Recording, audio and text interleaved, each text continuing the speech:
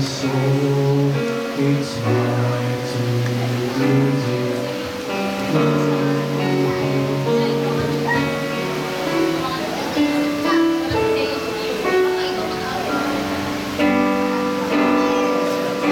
Okay, dearly beloved, we are gathered here in the sight of God, family and friends, to witness Brother John Rhee and Sister Carmina in Christian marriage, which was instituted by the Lord God in the Garden of Eden.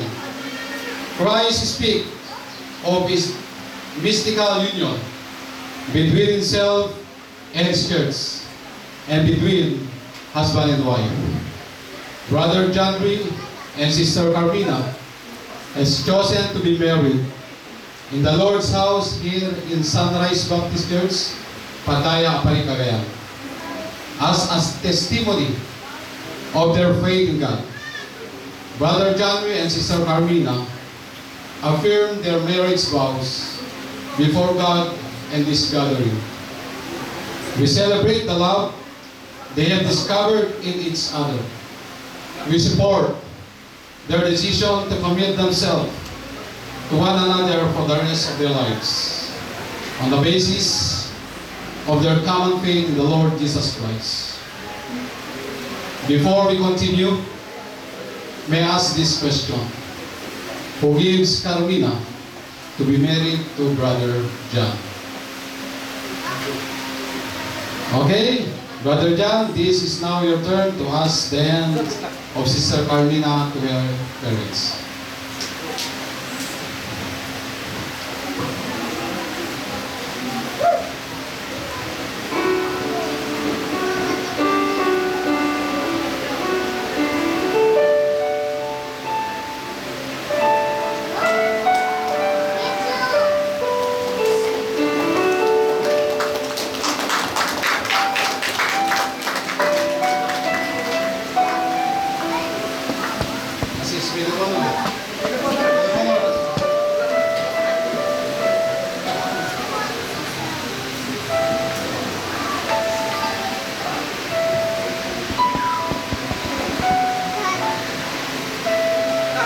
Okay, may I request Pastor David to please come here for the wedding prayer, Pastor.